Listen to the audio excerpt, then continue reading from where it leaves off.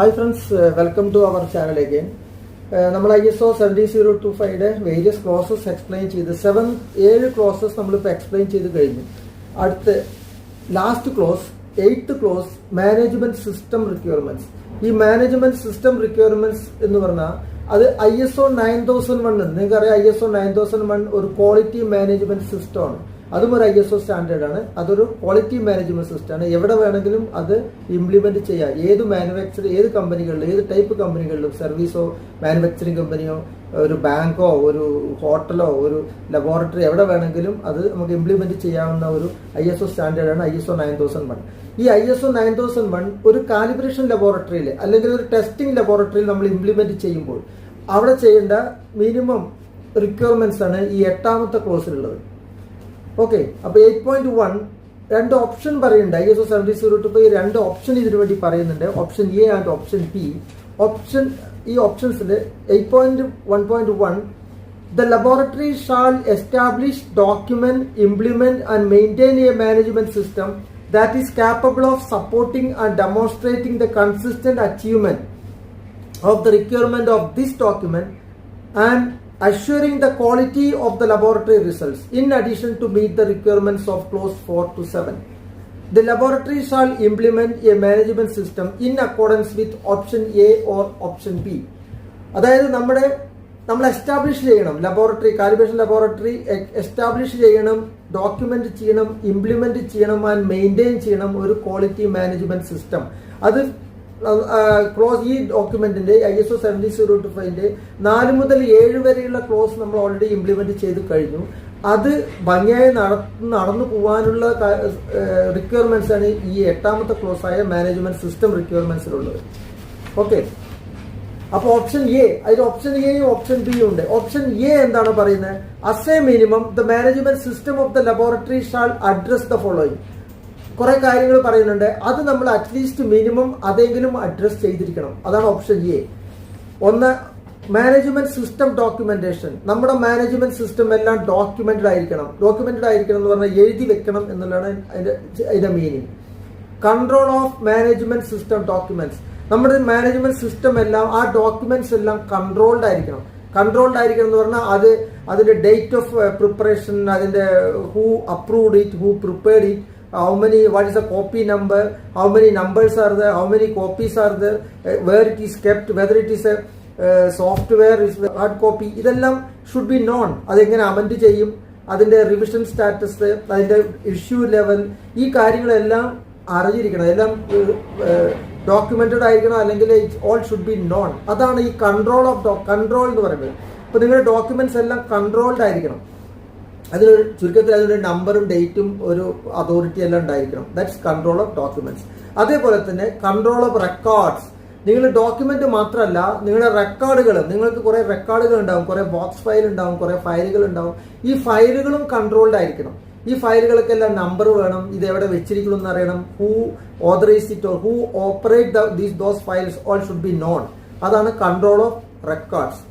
അതേപോലെ action to address risk and opportunities. Risk and opportunities manage ചെയ്യണം. Risk എന്ന് പറഞ്ഞാൽ നമുക്ക് നമ്മുടെ ലാബില് ഒരു ദോഷകരമായ ഒരു കാര്യം സംഭവിക്കാനുള്ള ഒരു സാധ്യത കണ്ടു കഴിഞ്ഞാൽ ആ സാധ്യതയാണ് നമ്മൾ റിസ്ക് എന്ന് പറയുന്നത്. ഓപ്പർച്യൂണിറ്റി പറഞ്ഞാൽ ഗുണകരമായ കാര്യങ്ങൾ, അതായത് നമ്മുടെ പ്രോഫിറ്റ് കൂടുക, കസ്റ്റമർ സാറ്റിസ്ഫാക്ഷൻ കൂടുക, നമ്മുടെ കൂടുതൽ ടെസ്റ്റ് നടത്താനോ കൂടുതൽ കാലിബ്രേഷൻ ചെയ്യാനുള്ള കപ്പാസിറ്റി കൂടുക, ട്രെയിനിങ് കൂടുതൽ കൊടുത്തിട്ടുണ്ടായിരിക്കുക. ഇങ്ങനെ ഇതെല്ലാം നമ്മുടെ ഓപ്പർച്യൂണിറ്റിയാണ്. അപ്പൊ റിസ്ക് ആണെങ്കിലും ഓപ്പർച്യൂണിറ്റി ആണെങ്കിലും അത് നമ്മൾ മാനേജ് ചെയ്യണം, അതിനെ അഡ്രസ് ചെയ്തിരിക്കണം, അതിന് ആക്ഷൻ എടുത്തിരിക്കണം. അടുത്ത ഇംപ്രൂവ്മെന്റ് എന്ന് പറഞ്ഞാൽ നമ്മുടെ ഇപ്പൊ 2 വർഷം മുന്നേ നമ്മൾ എങ്ങനെയായിരുന്നു, ഈ വർഷം എങ്ങനെ, കഴിഞ്ഞ വർഷം എങ്ങനെയായിരുന്നു, കമ്മിങ് ഇയേഴ്സ് നമ്മൾ എങ്ങനെ ആയിരിക്കണം, ഇതിന്റെ എല്ലാം മോണിറ്ററിംഗ് ആണ് ഈ ഇംപ്രൂവ്മെന്റ് എന്ന് പറഞ്ഞാൽ. Improvement should be monitored. Improvement ആയില്ലെങ്കിലും അതൊരു NC അല്ല, ബട്ട് ഇംപ്രൂവ്മെന്റ് മോണിറ്റർ ചെയ്തിട്ടില്ലെങ്കിൽ it's a NC, it's a non conformity. Improvement should be monitored. പിന്നെ കറക്റ്റീവ് ആക്ഷൻ. ഏതെങ്കിലും ഒരു നോൺ കൺഫോമിറ്റി സംഭവിച്ചു കഴിഞ്ഞാൽ ആ നോൺ കൺഫോമിറ്റിയെ ഇമ്മീഡിയറ്റ്ലി കറക്റ്റ് ചെയ്യുന്നത് നമ്മൾ കറക്ഷൻ എന്ന് പറയും. അത് ഇനിയും ആവർത്തിക്കാതിരിക്കാനുള്ള കാര്യങ്ങളാണ്. അത് നമ്മൾ എന്ത് ചെയ്തപ്പോൾ പ്രൊസീജിയർ മാറ്റേണ്ടി വരും, അമെൻഡ് ചെയ്യേണ്ടി വരും, ചിലപ്പോൾ കൂടുതൽ ട്രെയിനിങ് കൊടുക്കേണ്ടി വരും, കുറേ എക്യുപ്മെൻറ്റിനെ നിങ്ങൾ റിപ്പയർ ചെയ്യേണ്ടി വരും, വാട്ട് എവർ ഇറ്റ് ഈസ്. ഇതാണ് കറക്റ്റീവ് ആക്ഷൻ. അപ്പോൾ കറക്റ്റീവ് ആക്ഷൻ ഇംപ്ലിമെൻറ്റ് ചെയ്ത് നടപ്പാക്കണം. പിന്നെ കറക്റ്റീവ് ആക്ഷൻ ഇന്റേണൽ ഓഡിറ്റ് ഉണ്ടായിരിക്കണം. നമ്മുടെ കാലിബ്രേഷൻ ലബോറട്ടറിയിലെ ഇന്റേണൽ ഓഡിറ്റ് നടപ്പാക്കിയിരുന്നു. ഇന്റേണൽ ഓഡിറ്റ് എന്ന് പറഞ്ഞാൽ ഓഡിറ്റ് സാധാരണ 3 ടൈപ്പ് ഉണ്ട്. First party audit, second party audit and third party audit. First party audit എന്ന് പറഞ്ഞാൽ നമ്മൾ തന്നെ നമ്മുടെ ഓർഗനൈസേഷനിലുള്ള ഒരാൾ തന്നെ ആയിരിക്കും ഓഡിറ്റർ. ആ ഓഡിറ്റർ നമ്മുടെ സിസ്റ്റത്തിനെ ഓഡിറ്റ് ചെയ്യുന്നതാണ് ഫസ്റ്റ് പാർട്ടി ഓഡിറ്റ്. ഇപ്പോൾ ഫസ്റ്റ് പാർട്ടി ഓഡിറ്റ് ആണ് internal audit. Second party audit എന്ന് പറഞ്ഞാൽ ഈ ബിസിനസ്സിൽ 2 പാർട്ടിയാണ് ഉള്ളത്, ഒന്ന് ലാബും ഒന്ന് കസ്റ്റമറും. ഇപ്പൊ കസ്റ്റമർ നമ്മുടെ സിസ്റ്റം വന്ന് ഓഡിറ്റ് ചെയ്യാണ്, അവർക്കൊരു ചെക്ക് ലിസ്റ്റ് ഉണ്ടാവും. അത് വെച്ച് അവർ നമ്മുടെ ലാബിന്റെ ഡോക്യുമെന്റും റെക്കോർഡും ആക്ടിവിറ്റിയും പേഴ്സണലി എല്ലാം ഓഡിറ്റ് ചെയ്യുന്നതാണ് സെക്കൻഡ് പാർട്ടി ഓഡിറ്റ്.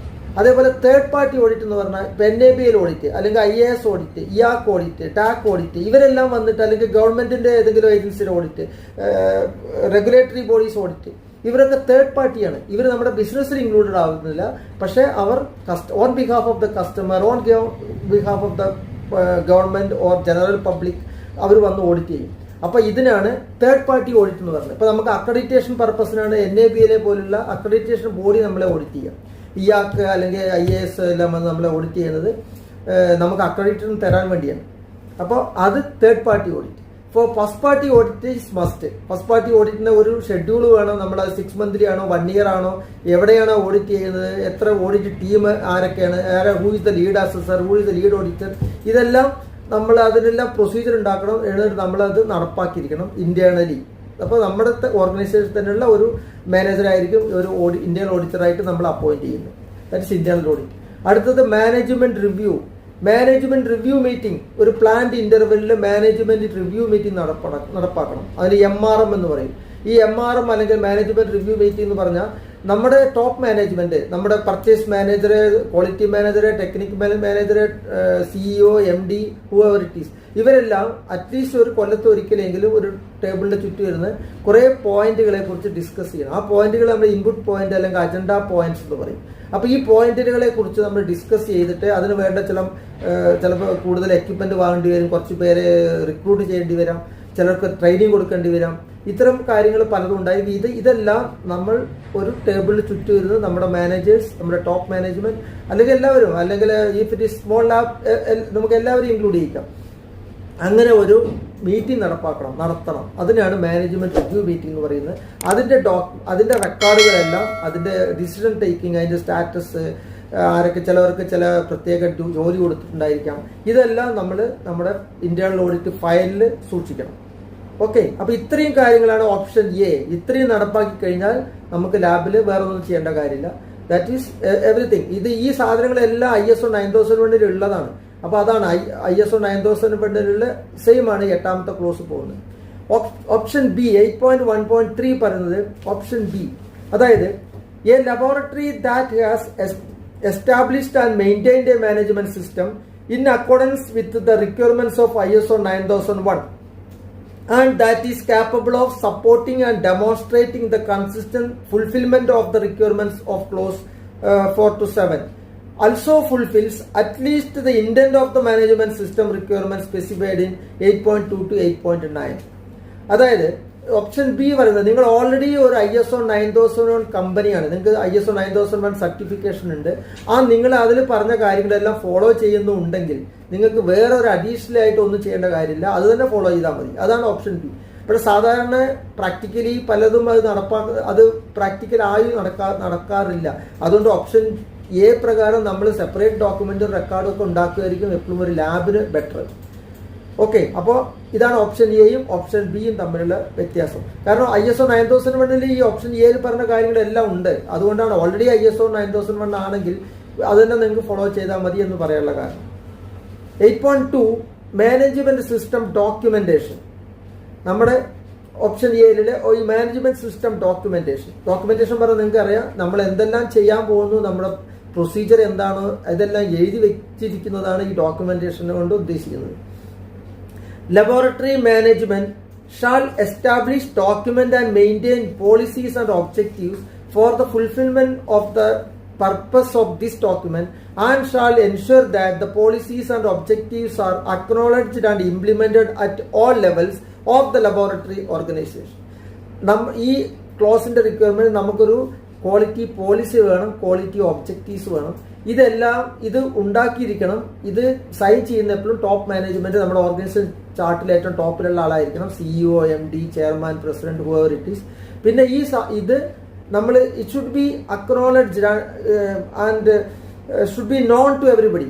അതായത് ഈ ക്വാളിറ്റി പോളിസിയും ക്വാളിറ്റി ഒബ്ജക്റ്റീവും നമ്മൾ പ്രിന്റ് എടുത്ത് സൈൻ ചെയ്ത് നോട്ടീസ് ബോർഡിൽ എവിടെയെങ്കിലും വെച്ചിരിക്കണം. കാരണം എല്ലാവർക്കും അറിയണം ഇതാണ് നമ്മുടെ quality policy and quality objectives. 8.2.2 The policies and objectives shall address the competence, impartiality and consistent operation of the laboratory. നിങ്ങളുടെ ക്വാളിറ്റി പോളിസിയിലും ക്വാളിറ്റി ഒബ്ജക്റ്റീവിലും ഈ വേർഡുകൾ ഉണ്ടായിരിക്കണം. എന്തായാലും കോമ്പീറ്റൻസും ഇമ്പാർഷ്യാലിറ്റിയും കൺസിസ്റ്റന്റ് ഓപ്പറേഷനും ഇത്രയും കാര്യങ്ങൾ നിങ്ങളുടെ ക്വാളിറ്റി പോളിസിയിലോ ക്വാളിറ്റി ഒബ്ജക്റ്റീവ്സിൻ്റെ ഉള്ളിലോ ഉണ്ടായിരിക്കണം. 8.2.3 Laboratory management shall provide evidence of commitments to the development and implementation of the management system and to continually improving its effectiveness. അപ്പോൾ ഇത് laboratory management shall provide evidence. അതായത് നമുക്ക് നമ്മുടെ കമ്മിറ്റ്മെന്റ്, നമ്മുടെ ടോപ്പ് മാനേജ്മെന്റിന്റെ commitment, ഈ continual ഇംപ്രൂവ്മെന്റിനുള്ള commitment, ഇതെല്ലാം നമ്മുടെ ക്വാളിറ്റി മാനുവലിലും ക്വാളിറ്റി പോളിസിയിലും എവിഡന്റ് ആയിരിക്കണം. അപ്പോൾ ഒരു ഓഡിറ്റർ വന്ന് ചെക്ക് ചെയ്യുമ്പോഴും അവർക്ക് അത് ഫീൽ ചെയ്യണം, yes they are aware of that and they are following it എന്നുള്ളത്. അപ്പോൾ നിങ്ങളുടെ ചുരുക്കത്തിൽ ഈ കമ്മിറ്റ്മെന്റ് കണ്ടിന്യൂവൽ ഇംപ്രൂവ്മെന്റും കൂടി നിങ്ങളുടെ ക്വാളിറ്റി പോളിസിയിലും ക്വാളിറ്റി ഒബ്ജക്റ്റീവിലും ആഡ് ചെയ്യുന്നതായിരിക്കും better. 8.2.4 All documentation, processes, systems, records related to the fulfillment of the requirement of this document shall be included in, referred from or linked to the management system. നിങ്ങൾ ഇവിടെ എന്ത് റെക്കോർഡോ ഡോക്യുമെന്റോ ഫോമോ ഫോർമാറ്റോ അവിടെ ഉപയോഗിക്കുന്നുണ്ടായിരിക്കാം. പല ടൈപ്പുള്ള blank ഫോമുകൾ ഉണ്ടാവും, registers ഉണ്ടാവും, ഫയലുകൾ ഉണ്ടാവും, ചില ബുക്ക്ലെറ്റ്സുകൾ ഉണ്ടാവും. ഇതെല്ലാം നമ്മുടെ ക്വാളിറ്റി മാനേജ്മെന്റ് സിസ്റ്റത്തിന്റെ ഒരു ഭാഗമായിരിക്കണം. അത് തെളിയിക്കുന്ന പോലെ that should be included in or referred from or linked to the management system. നമ്മുടെ മാനേജ്മെന്റ് സിസ്റ്റം പറഞ്ഞാൽ ഇതെല്ലാം കൂടി കൂടിച്ചേർന്ന മാനേജ്മെന്റ് സിസ്റ്റം. അപ്പോൾ ഒരു ബ്ലാങ്ക് ഫോം ഉണ്ടെങ്കിൽ ആ ഫോമിൽ ഒരു നമ്പർ വേണം.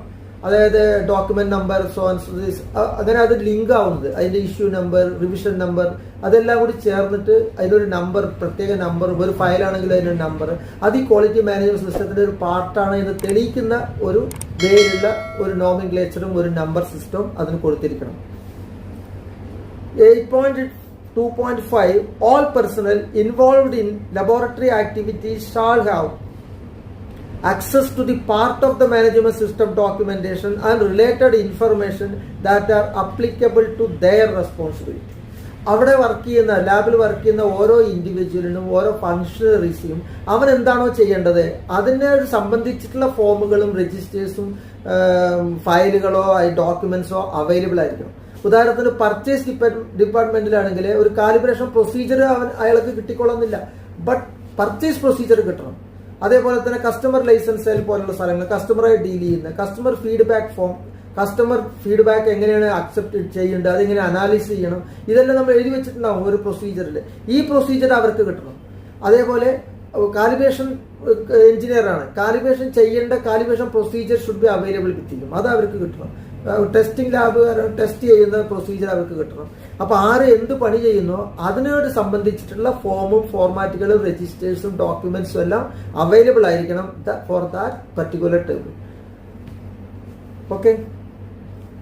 Okay thank you very much. ഇപ്പൊ നമ്മൾ നെക്സ്റ്റ് 8.3 നമുക്ക് അടുത്ത എപ്പിസോഡിൽ പറയാം. നമ്മുടെ വീഡിയോ ലൈക്ക് ചെയ്യുക, ഷെയർ ചെയ്യുക, സബ്സ്ക്രൈബ് ചെയ്യുക. ഓക്കെ, നെക്സ്റ്റ് കുറച്ച് എപ്പിസോഡിൽ നമുക്ക് 8ാമത്തെ ക്ലോസ് കംപ്ലീറ്റ് ചെയ്യാം. Thank you very much for watching our video.